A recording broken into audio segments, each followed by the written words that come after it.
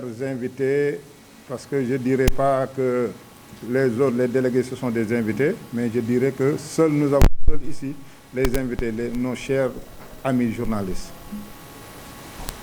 li waral daje bi nag tey ku nekk xam na ko ndax tamit réunion du conseil des délégués lañ ñëw ñu ne woon nag ñu invité la presse wax leen ne pour que ñoom ñu xam ne ñun jàmm rek moo ñu tax a jóg te jàmm rek lañ mës di dox. Ça fait plus d'1 an bi fi SDE jógee ba léegi le 31 décembre 2019 la fi SDE jóge waaye le 31 décembre 2019 fu nekk topp nañ leen pour que ñoom ñu restituer ñu li ñu yoreel lañ ñu yoreel am na ay congé am na suñu fonds commun de placement suñu capital ak suñu césure bi boo xam ne sur les aspects sociaux yooyu yëpp ñoom ñoo ko yor ñuy waxtaan ak ñoom di naaxante ak ñoom fay nañ sax tuuti si congé yi mais yaakaar naa waaye ñëpp tamit am na ñu bare ñoo xamante tamit ba léegi seen xaalis mu ngi toog SDE surtout les anciens ñu bare ñoo xamante ni seen xaalis ba léegi ak les prestataires waa SDE bañ ne duñ leen fay waaye bi tax mu jóg nag ñun dañu def assemblée générale le 16 juillet 2020 bi ñu defee assemblée générale defe naa yéen ñëpp yéen a ngi fi woon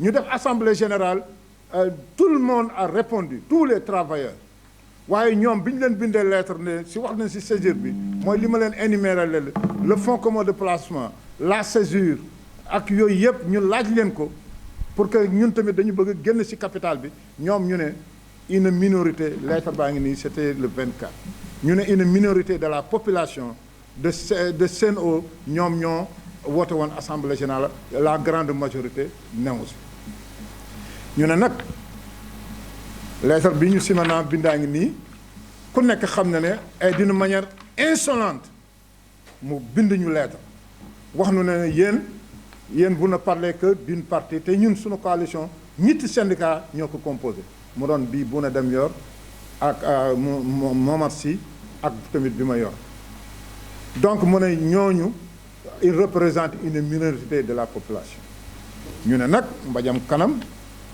boroom a koy fajal boppam loolu moo tax ñu ne kon nag nañ lancer pétition baa ngi nii amul benn nit boo xam ne nit a ko ci signal vous pouvez dérouler baa ngi ne ci ginnaaw scanner nañ ko bu ngeen demee copie yaa ngi vous l'aurez que ne ñii fi nekk ñëpp ku nekk moo signal boppam sur une population de 129 personnes 764 personnes ñoo signé pétition bi dont 71 retraités décès yi 26 ak yooyu yëpp kon nous avons 80 et plus pour cent ñi xam ne ñoo signé pétition bi loolu nag la ñu waroon ne wax ne dañu bëgg ñëw si à travers la presse ñu wax leen ko jël les institutions du Sénégal ñoom ñëpp ku nekk tamit dina am copie les pétitions xam ne ñun li ñuy réclamer mooy le transfèrement sunu fonds commun de placement bi ñu détenir illégalement ñu delloo ñu ko ñu restituer nu sunu 5% yi ñu yor parce que une conglomérat de 5 personnes des retraités ñoom ñoo nekk biir SDE fi mu nekk nii bëgg a yor loo xamante ne 99% des travailleurs ñoom ñoo ko moom mu doon le fonds commun de placement et les 5%.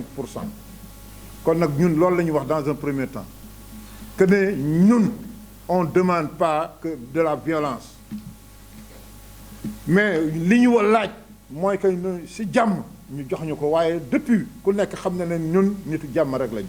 le 24 le 16 juillet ba léegi ñu ngi demandé waaye amuñu waaye nag moo tax nag ñu def pétition bi wax leen ko te lancé ko officiellement aujourd'hui te yéen les premiers protagonistes bu ñu paree nag toutes les autorités de ce pays incha allahu rabbi ñu jot pétition ñoom waa SDE dinañu ko jot Sen'Eau gi ñuy liggéey tamit dinañu ko jot le ministère de tutelle dina ko jot et incha allahu rabbi pour ñu wax travailleurs yi yéen li ngeen bëgg kat waa SDE dañ ci war a conformer bu ci conformer nag les autres méthodes de lutte xam nañ ko te ñu ko utiliser yaakaar naa loolu si biir question yi dinañu ne bu ngeen ko laajee dina leen wax lan la ñu war a utiliser comme moyen de lutte pour récupérer sunu fonds commun de placement récupérer sunu 5% yi xam ne dañ ko détenir illégalement kon nag loolu moo waroon tey la quintessence ku ñëw wax leen ne loolu moo ñu tax a jóg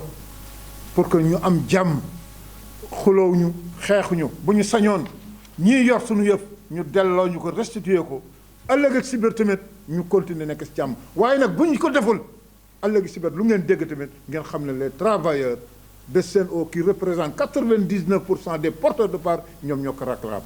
Le fonds commun de placement avoisine à peu près actuellement à l'heure où nous vous parlons les 3 milliards 500 millions. Il y a 1116 personnes qui sont dans le fonds, dont plus de 56 retraités. Donc nous ne faisons pas maintenant 1116. 1116 personnes ont constitué le fonds commun de placement qui avoisine les 3 milliards 500 millions. Donc, et qui sont détenus par une minorité de moins de 15 personnes. Alors que les 99% des travailleurs porteurs de parts qui étaient à la SDE sont maintenant à la Sen'Eau. C'est pour cela que nous avons dit que nous voulons transférer d'une manière pacifique ce fonds vers la Sen'Eau. Au cas échéant, mais nous allons employer d'autres moyens pour le faire. Extrémité, ça veut dire que nous, on privilège le dialogue. Parce qu'on a écrit une lettre. Vous savez que depuis le 24, on a écrit une lettre à la SDE. Le 31, ils nous ont répondu. Mais quand même, toujours, nous avons dit que nous sommes dans un pays pacifique. Il faut utiliser tous les moyens. Mais si toutefois, à partir d'aujourd'hui, nous allons réécrire à la SDE, nous allons réécrire au niveau de l'État du Sénégal. Si nous n'avons pas de gain de cause, nous allons au moins commencer à faire des brassards rouges, faire un sitting et faire une marche au niveau de la SDE. junni nit ak ñaar téeméer ak téeméer ak fukk ak juróom-benn ñoom ñoo ko bokk lu mat juróom-ñaar fukk ak benn ñoom newatuñu fi ñenn ñi retraité ni ñenn ñi jël nañ seen xaalis ëpp na sax loolu fonds bi tey jii ma lay wax ni à l'heure où nous sommes fonds bi am na 3 milliards plus de 500 millions loolu xam ne lu mat fukki nit ak juróom ñoo xam ne ñu ngi SDE ñoom ñoo ko détenir tey ñii ko détenir ñëpp ay retraité lañu te yaakaar naa loolu ñu ne fonds bi nag ñoom ñoo ko moom parce que fonds bi mu ngi tudd FCP SDE alors que ñoom lan rek la nañ ci woon promoteur xam nga promoteur un combat de lutte moo defe naa moomul làmb ji lutteurs yiy bëre defe naa ñoom moom làmb ji moom da koy organiser rek waaye moomu ko ñoom nag ñu ne ñoom ñoo ko moom loolu la ñu wax ne pacifiquement laaj nañ leen ko depuis le 24 juillet 2020 ba léegi ñu ngi topp seen gannaaw waaye ñoom ñu daal ñoom ñoo ko yor ak loolu ñu ne nag buñ ko jotul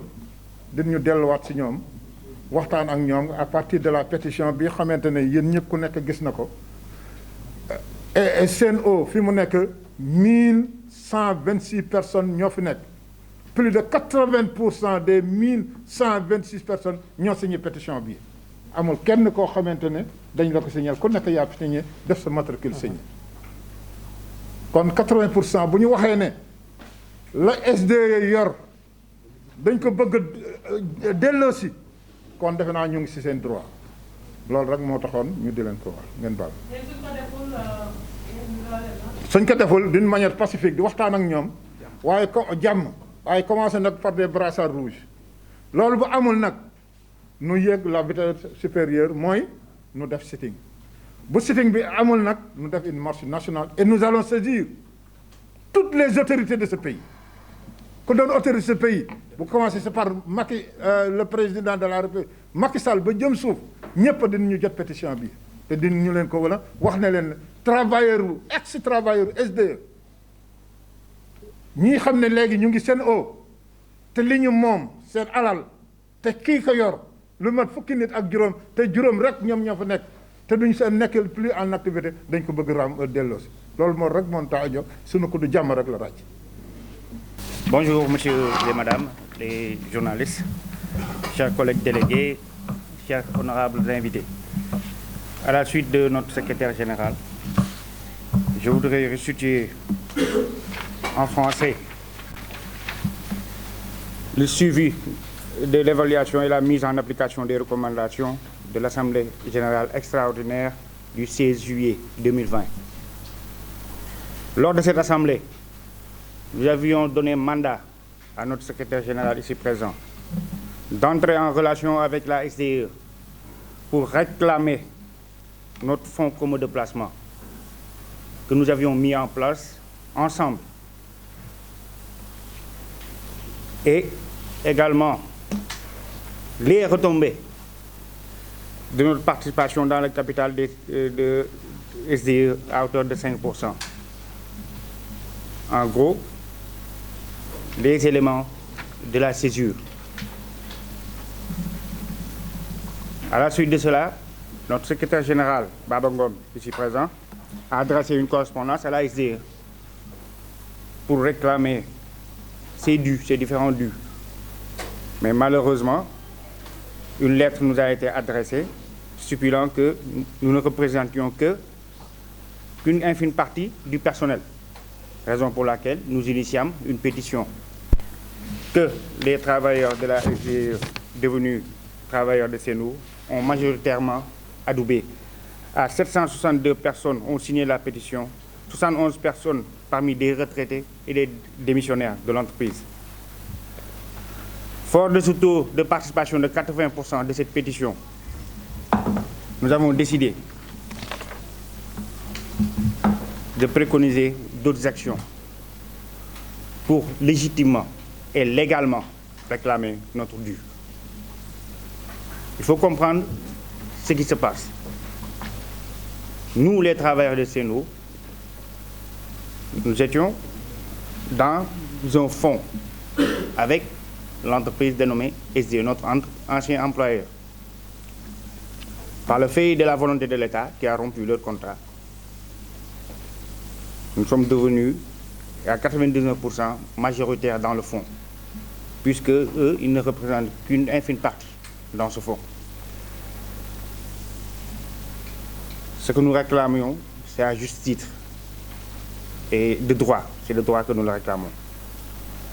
Et nous n'accepterons jamais d'être les parents pauvres de cette privatisation, de cette nouvelle donne. On n'acceptera pas, nous les travailleurs, créateurs de cette richesse. Nous n'accepterons jamais d'être les victimes de la SDE. Nous voulons ici attirer l'attention de l'opinion nationale, mettre l'État devant ses responsabilités, parce que nous ne voudrions pas revivre l'épisode douloureux du mois de décembre, en cette période de pandémie. Nous savons l'outil que nous gérons dans ce pays. L'eau est vitale. Et nous ne voudrions pas en arriver à des extrémités. C'est pourquoi nous demandons à l'État du Sénégal, à l'opinion nationale, de trancher ce débat avec la SDE de façon définitive. Ce fonds commun de classement, nous ne laisserons jamais un conglomérat de retraités à la quête désespérée d'une troisième vie s'accaparer de notre richesse que nous avons mis en place avec difficulté, avec sacrifice. Nous n'accepterons jamais que la SDE nous sacrifie. Je reviendrai après, à la suite du secrétaire général, sur les autres aspects de ce dilemme qui nous oppose à la SDE. Je vous remercie. Comme secrétaire général du CITES et responsable de la coalition du CITES autour, composée de CDSL que dirige Momar Sy et des STDE que dirige Bounadem. Voilà, monsieur des anciens travailleurs de la SDE, maintenant vous êtes à Sen'Eau, mais il y a un passif qui vous lie avec la SDE. Un passif qui se solde à des milliards de francs CFA. Je voudrais vraiment que vous reveniez sur ce passif-là d'abord et que vous demandez son recouvrement. Qu'en est-il exactement? Voilà. Ouais, merci, parce que nous avons, pour le recouvrement, nous avons écrit une lettre le 16 juillet 2020 à la SDE pour que nous restituions notre passif, c'est-à-dire le fonds commun de placement, les 5% et la césure qui concernait les travailleurs, c'est-à-dire il y avait les congés non payés, il y avait beaucoup de choses que la SDE détenait en devers elle. Et nous l'avons posé pour que les gens nous restituent ça. Mais, à notre grande surprise, le directeur général en la concurrence, Simanan Jean-Claude, il nous a même humiliés en nous disant que le fonds commun de placement appartient à la SDE et dont vous réclamez, vous êtes une minorité. Et nous avons dit que comme nous sommes une minorité, nous avons fait une pétition. Et les 80% des travailleurs de l'ex-SDE devenus Sen'Eau ont adhéré massivement à la pétition que vous avez vue. Oui. Moi, je voudrais bien que vous nous dites, que vous soyez très clair et que vous nous dites que ce que vous réclamez actuellement en termes d'argent, de passif, vous les travailleurs. Mais ce que nous réclamons, c'est le fonds commun de placement qui avoisine les 3 milliards 500 millions. Et donc détenu illégalement, dont la SDE dit que c'est le propriétaire, alors que la SDE était promoteur, n'était pas le propriétaire. Ce sont les travailleurs, les porteurs de parts qui sont les propriétaires. Et actuellement, la nouvelle direction, j'ai comme l'impression que vous dites que vous qui me réclamiez ça, vous êtes une minorité. Vous ne représentez absolument rien du tout. Et que voilà, dans ce sens que vous avez lancé une pétition. Qu'en est-il avec cette pétition? Effectivement, le 16, nous avons fait une assemblée générale et nous avons déposé les conclusions. Et ils nous ont dit que c'est une minorité qui a parlé. Mais comment faire pour avoir la majorité? Il fallait qu'on lance une pétition au niveau de Sen'Eau. Et la pétition, 80% des 1200 travailleurs ont répondu massivement et vous avez vu la pétition. Donc ce que nous disons, c'est la véracité. Donc nous réclamons notre dû qui est détenu illégalement par la SDE. C'est ça qu'on réclame aujourd'hui. Et si toutefois, ils ne nous donnent pas, nous avons d'autres arguments à le montrer. Ces arguments, comme vous l'avez dit, vous avez tenu l'Assemblée générale, vous en avez parlé avec la direction, mais jusqu'à présent, comme on dit, nada, rien ne se passe. Que comptez-vous faire? Mais dans un premier temps, nous allons ressaisir la SDE, les autorités de ce pays et surtout le président de la République. Et dans un premier temps, nous allons mettre des brassards rouges et nous allons assiéger, je veux dire bien assiéger, la direction générale de la SDE. Et nous, les délégués, sont prêts à le faire. Et ça fait partie de nos recommandations. Au cas échéant, si toutefois ça ne marche pas, nous allons faire au moins une marche nationale au niveau du Sénégal. Pour réclamer votre dû. Pour réclamer notre dû. D'accord. Merci, monsieur Ngom. bu ñu ko tënkee rek ci olof. Jamono ji yéen ñi nga xam ne da ngeen di anciens travailleurs SDE yi fi mu ne nii yéen a ngi Sen'Eau mais da ngeen fa teg amoon ab koppar boo xam ne ma nga fa woon mu toll ci ab lu xaw a takku ngeen di ko laajte wante dafa mel ni dañ leen xamal ne loolu moomu leen ko nu mu fa demee noonu. waaw parce que biñ leen kiwee ñun jàmm rek moo tax a jóg ñu dem laaj leen ne leen nga doon fa am fonds commun de placement dañ fa am capital bi si 5% lépp pour que ñoom ñu restituer nu ko si jàmm waaye bañ ñu tontoo suñu yaram yëpp daw parce que dañu humilier ils nous ont humiliés.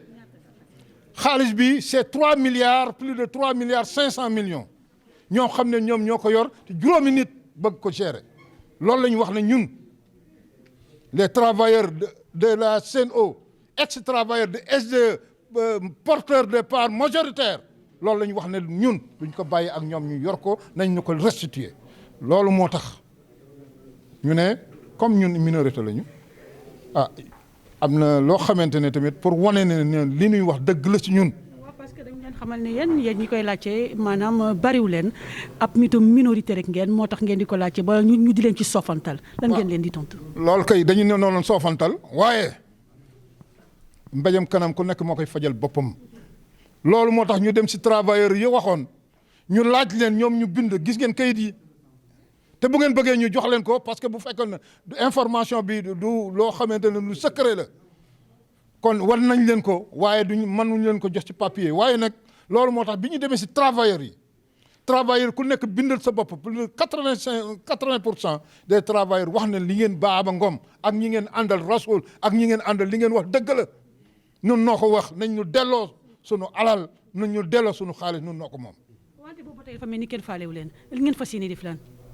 ñun dañ ne suñu kuddu jàmm rek la ràcc dinañu delluwaat si ñoom waxtaan ak ñoom tey bi ñu génnee fii waaye nag autorités yi bu ñu jógee fii ku nekk dina ko jot incha allahu rabbi waaye nag loolu bu lu kiwee ñu commencé nag par takk brassard wane suñu naqar parce que tamit dañ ne dëkk bi dëkku yoon la ku am lu la métti tamit mën nga commencé par brassard loolu bu amul ñun ñu takk nag ñu dem foofu assiéger seen siège parce que ñu ngi defe naa ñu ngi si VDN bi ñun ñëpp ñu dem foofu toog foofu place loolu nag bu amul bu ñu du joxulee dara bu ñu répondre loolu ci loolu tamit ñun dinañ def une marche nationale.